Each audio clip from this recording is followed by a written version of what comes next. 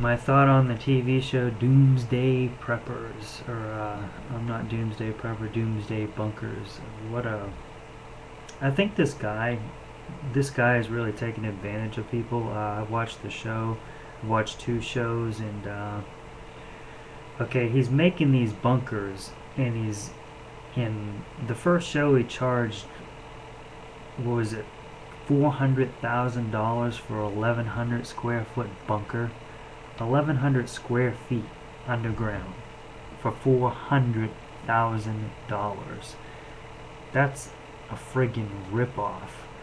I'm sorry. I mean, what do they look like? They look like shipping containers. All it looks like is he's reconstructed shipping containers out of steel.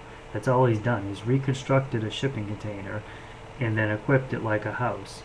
Why don't you just buy 4 shipping containers, stick them in the friggin' ground, and build a house? And it would, you can buy a shipping container for $1,500 to $2,000. He wants $400,000 for 4 of them. It's a friggin' ripoff. The dude is just ripping people off.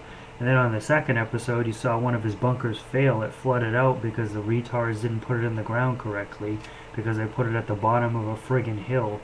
I mean, what kind of engineering is that? I mean, I don't know if he was responsible for that, but I would think he would have had some kind of say so in where, or he would have told the people, don't put this in an area where water comes down. I mean, it just doesn't look like. It looks like he's got a business. He's making these bunkers, but he doesn't know. He's clearly making mistakes, and he's costing people a lot of money. All right, those people paid $50,000 for that small little storage bunker. You could have dug a hole in the ground, friggin' concreted it, and saved yourself a bunch of friggin' money. I mean, I just don't. You could have bought a shipping container and buried it in the ground, and it would have only costed you maybe 10,000 at the most. But you're gonna pay 50,000 for a friggin' small space.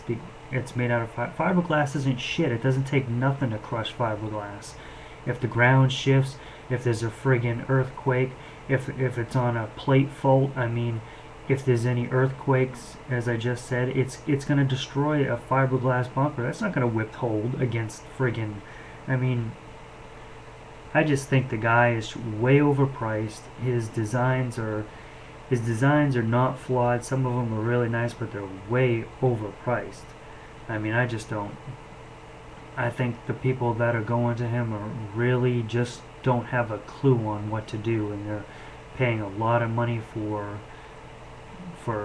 in my opinion, not that good of a product. I mean, if you can go to the Midwest and buy a friggin' missile silo for $75,000 from the government, why would you spend $400,000 for a friggin' 1,100 square foot when you can get a friggin' silo for $75,000 out in the Midwest, in the middle of the country? I would rather have a friggin' silo than friggin' 1,100 square foot of little boxes in the ground. I just don't get it. I don't get where these people think this guy is.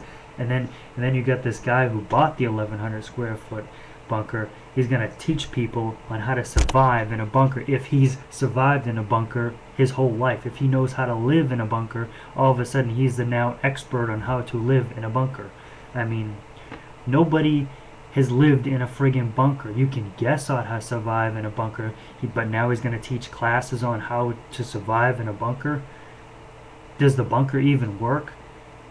I mean, I think bunkers are cool, but do we really know if they work?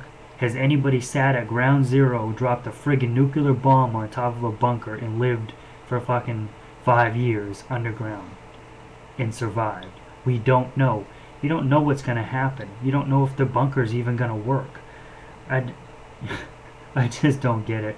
Are people really that desperate and really that delusional to where they're willing to take a class on a guy that, just because he has some military background experience, that he knows how to live in a bunker? I don't know.